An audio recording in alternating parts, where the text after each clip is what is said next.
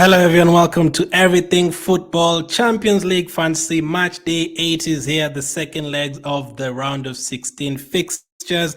If you still have your Limitless chip, somehow you still have it, well done. You can definitely use it right now. In Match Day 8, you can get in some players that other managers cannot get because they don't have enough money. But if you have a Limitless, well done. But personally, I still do prefer playing the Limitless in the group stage where there's a lot more players who would cost a lot and playing easier fixtures. But right now, I still think there's a possibility of getting the advantage ahead of other managers. So what's the best Match Day 8 Limitless team? As always, make sure to hit the like button if you enjoy the content. And let's get straight into it. Let's start with the goalkeepers. Let's go with the goalkeepers first. And the goalkeeper that I've gone for is Neuer is the first choice I've gone for Bayern Munich against Lazio. It's a home game. Lazio only managed one goal against Bayern Munich. Bayern Munich haven't been on great form at all, but I'd not be surprised if they get a clean sheet in this one, and if Neuer makes a couple of saves. So I've gone for him.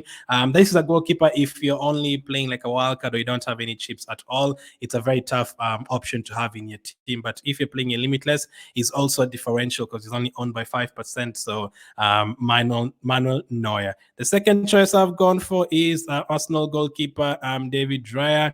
FC Porto will probably have a couple of shots. In the first leg, Arsenal had 0 shots on target, and FC Porto themselves had like 2. So it wasn't like an open game and to end shots and all that. It wasn't a game like that. But this one at the Emirates Stadium, it could be one like that, and FC Porto could get a couple of chances. So if Arsenal keep a clean sheet, David Raya could be getting you even more points. So that's the goalkeeper pairing that I've gone for the Limitless chip.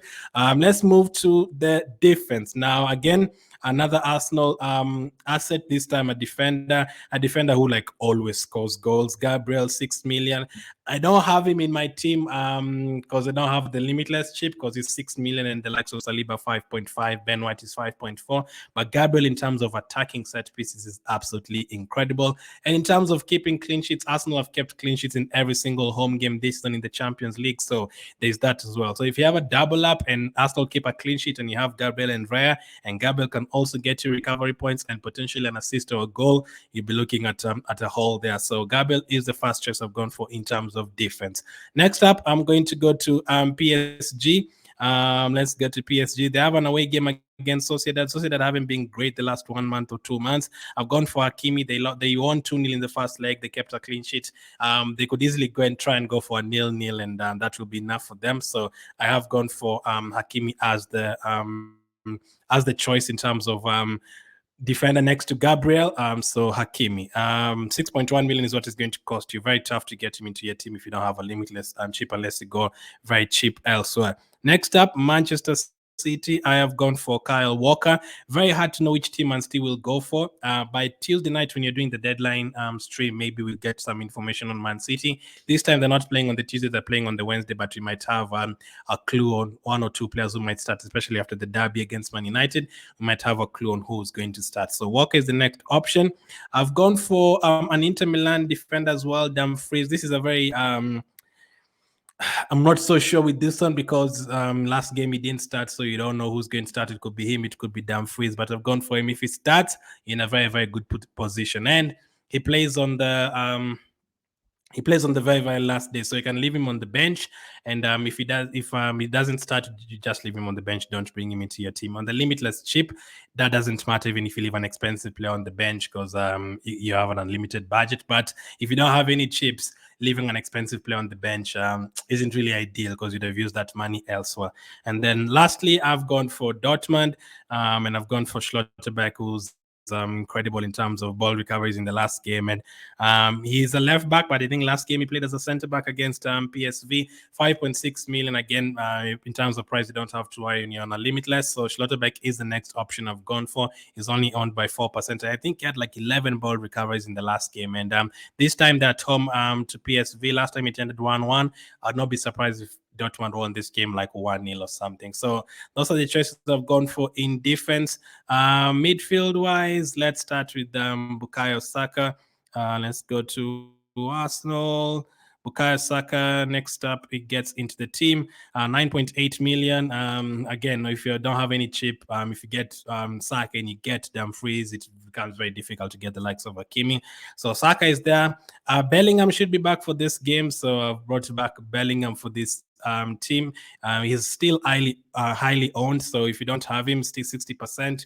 I mean, you had removed him and you don't bring him back, I think you could get hurt, especially if he is playing at home and he can get a goal against Leipzig. If he starts, I'd not be surprised if he gets an attacking return. Next up, I've gone for a Man City double up in terms of midfield. Again, Man City is very difficult to know who starts, but by Tuesday deadline stream, you might have an idea. But I've gone for De Bruyne and Foden. Now, Foden could be rested in that, and they could start with Bernardo Silva. Doku could start. I think, though, you need to have two midfielders. Unless Alvarez is a sure starter, then you can go for him. And then lastly, I've gone for an Arsenal double up as well. As I said, Arsenal at home have been very good in the Champions League this season, 6-0, 4-0, and 2-0. And I've gone for Martin Odegaard, who can easily get player of the match as well. So that is the midfield I've chosen for the Limitless. The whole team, I think, will cost something like 120 million or something. And then up front, I had like 6-7 different options. Very difficult to choose a couple, but Haaland is there. In terms of him starting, not so sure, because I think that job is already 80% done pretty much. So I've gone for Haaland. I was thinking of going for Mbappe. I was thinking of going with Griezmann, but I ended up with Vinicius there. I was also thinking Lewandowski, but Lautaro Martinez as well, but I've decided to go for Harry Kane at home. I think he'll have something to prove. So those are the front three in terms of the Limitless. Now, there's no problem with you if you feel like Bellingham is enough. You can take out Vinicius and have Mbappe or Lewandowski or someone like that. But that is the best Limitless team for match day 8, according to me. Let me know if it make any differences.